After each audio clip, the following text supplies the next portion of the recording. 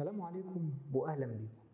في سنة 2006 ظهر شخص اسمه سيرجي بونومارينكو في دولة أوكرانيا، وكان لابس لبس غريب جدا باين عليه إنه جاي من زمن بعيد قوي.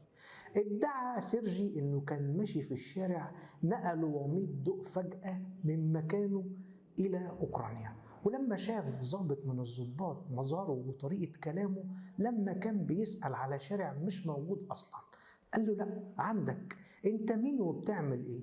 قال له على دولة ما بقتش موجودة في الوجود وهي الاتحاد السوفيتي. الناس اتلمت وافتكروا سيرجي مجنون ونقلوه لمصحة نفسية عشان يعرفوا قصته ايه بالكامل.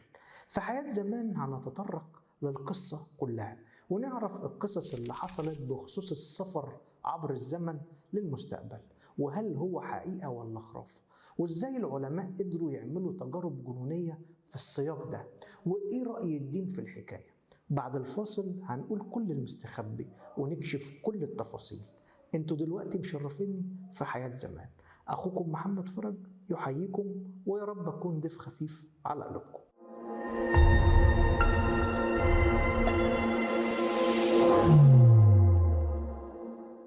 بعد نقل سيرجي للمصحة النفسية هاتك ياسين وجيب معاه. انت مين يا جدع انت وايه اللي جابك عندنا؟ يقول لهم يا جماعة يا جماعة بصوت عمرو أديب، انا من الاتحاد السوفيتي، وادي البطاقة اهي، وادي جواز سفر من سنة 1950. مفيش فايدة. طب بصوا خدوا الصورة اللي أنا مصورها بالكاميرا بتاعتي أهي، فيها واحدة أنا مرتبط بيها وورانا مبنى في الاتحاد السوفيتي، تقدروا تتأكدوا من القصة وتبعتوا لبلدي. طبعا في جزء صدق والجزء التاني بالمنطق والعقل قال لا مفيش الكلام ده برضه. سيرجي قال للطبيب النفسي والمحققين اللي كانوا موجودين في غرفة التحقيق أنا حياتي اتغيرت من ساعة ما شفت طبق طير ووميض غريب جه نزل عليا وجابني هنا، واحنا ساعتها كنا يوم الأحد من شهر مارس سنة 1958. ازاي الكاميرا اللي كانت مع سيرجي أنقذت الموقف؟ الصدمة هنا لما جه فريق من التحليل الجنائي والمعملي لغرفة التحقيق، قالوا بالنص إن الفيلم اللي جوه الكاميرا كأنه مصنوع من شهر بالظبط، رغم إنه مستحيل إنه يعيش أكتر من 20 سنة بالجودة دي ويلقط الصورة اللي كأنها من أسبوع بالظبط، مع العلم إن الكاميرا كلها والأفلام دي اتوقف إنتاجها سنة 1960 مع ثورة التصوير الفوتوغرافي الأولى، ولكن الأمن قال نتحفظ على الراجل لغاية ما نشوف هيحصل إيه، وبالتالي قالوا له تعالى معانا الغرفة عشان تستريح، وساعتها ممكن يتقال إنه كان حبس انفرادي، لكنهم ما كانوش مصرحين له بكده. هوب فجأة دبل كيك بيفتحوا عليه الأوضة تاني يوم ملقوش حد موجود، وسيرجي فص ملح وداب. المريب في القصة كلها وازاي الأمن اتصرف. الأمن قرر إنه ياخد القصة على محمل الجد شويتين 3 4 كمان، وبعت لروسيا عشان يسأل على الراجل المختفي. الملف اتفتح من تاني وردوا على أوكرانيا وقالوا لهم بالفعل في سجلات التحقيقات اللي قدامنا سيرجي بونومارينكو اتسجل انه اختفى فجأة من بيته في كييف، وحبيبته فالنتينا اللي كان متخطط ليهم انهم يتجوزوا بلغت فعلا عن اختفائه اكتر من مرة في الستينات، وتم اغلاق المحضر تجاهه وتسجل انه مفقود في السبعينات. كمان البيت اللي كان بيسكن فيه اتهد سنة 2005، يعني قبل ظهوره بسنة في اوكرانيا. المحققين والصحف ووسائل الاعلام فتحوا الملف من تاني، وده كان في 2006 وقت ظهوره، وعملوا لقاءات مع فالنتينا حبيبة سيرجي السابقة وحكت لهم على نفس التفاصيل اللي حكاها سيرجي قبل ما يختفي. قبل ما نقول القصة التانية الخطيرة، خليني أقول لك الانعكاس اللي حصل للقصة دي على كل المهتمين بالسفر عبر الزمن.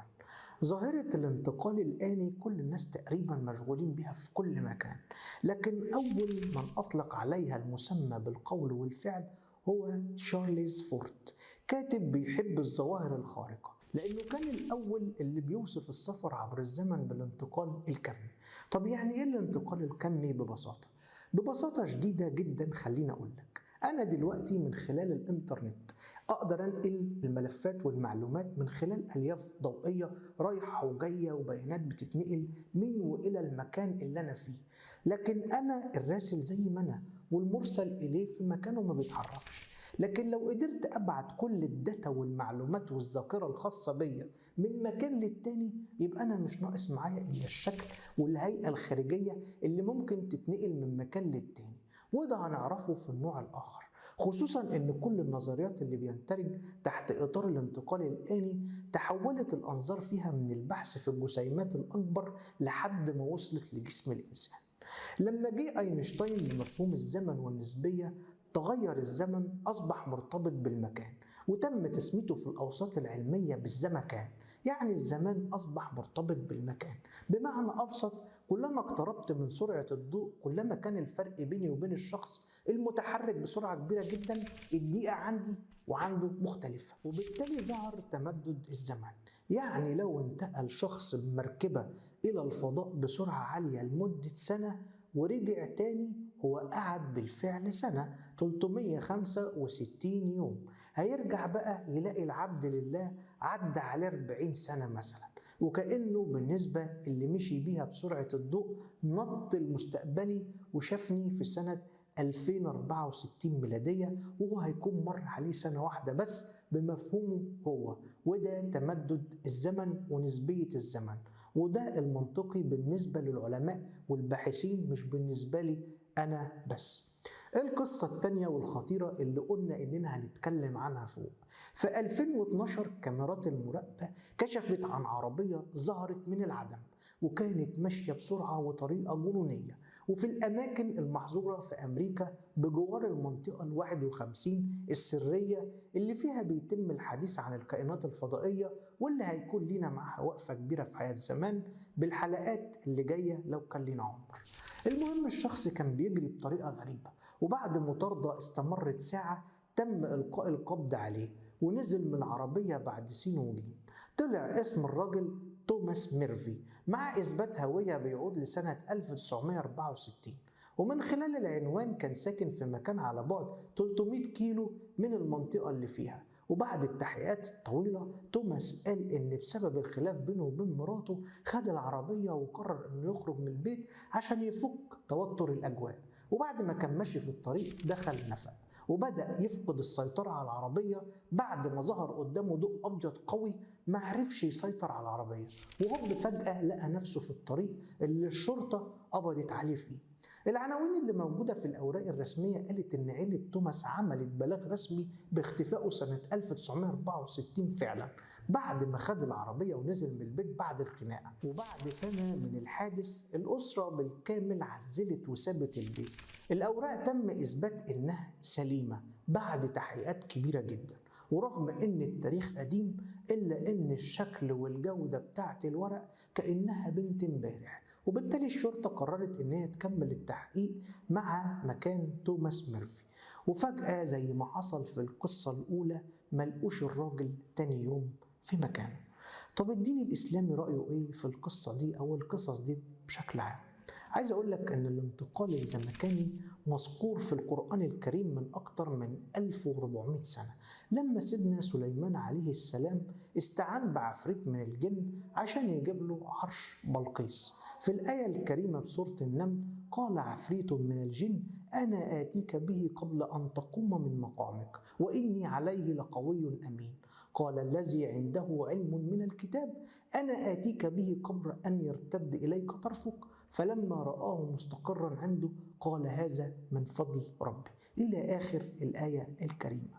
وهنا قدرة وعظمة الخالق في منح عباده الجن والإنس الفضل والكرم بيتجلى لما قال العفريت من الجن أنا أجيب لك العرش لغاية عندك قبل أن ينتهي المجلس، ودي يعني قبل أن تقوم من مقامك. وهنا قدرة وعظمة الخالق في منح عباده الجن والإنس الفضل والكرم بتتجلى لما قال العفريت من الجن أنا أجيب لك العرش لغاية عندك قبل أن ينتهي المجلس، ودي يعني قبل أن تقوم من مقامك. ولما جل عنده علم من الكتاب ويعرف اسم الله الأعظم جابهوله قبل ما يرمش رمشة من عينه. وهنا لو فكرنا هنلاقي إن الزمن توقف عند المجلس وعند سيدنا سليمان نفسه، وبدأ اللي عنده علم الكتاب يقوم بسرعة أكبر من سرعة الضوء، ويخترق الثقب الدودي اللي كانوا بيقولوا عليه الضوء أو النفق المظلم في قصص الأجانب اللي فوق، ويدخل يجيب عرش بلقيس ويحطه قدام سيدنا سليمان. سيدنا سليمان والمجلس اللي معاه الوقت كان بيمر عليهم عادي جدا، في حين ان ده راح وجري بسرعة كبيرة. وده بيتفق مع النظريات العلمية الخاصة بالانتقال الكمي والزمكاني. عموما سواء سافرت عبر الزمن او ما سافرتش وقاعد معانا في مصر او بتشوفنا من اي مكان على الكوكب، ما تنساش تقول لنا رأيك في التعليقات بحكاية النهاردة، وتدعمنا بلايك للفيديو عشان يوصل لأكبر عدد ممكن من عشاق الماضي. فريق عمل حياة زمان يتشرف بمتابعتكم على صفحتنا على الفيسبوك حياة زمان، واللي وصلت بفضل دعمكم ل1,600,000 متابع. ولو بتشوفنا على اليوتيوب أرجوك اعمل لايك، وما تنساش السبسكرايب والاشتراك لو لسه ما اشتركتش. ولو عجبتكم الحلقة ما تنسوناش في الدعم والشير. السلام عليكم، ونشوفكم دايما على ألف ألف خير.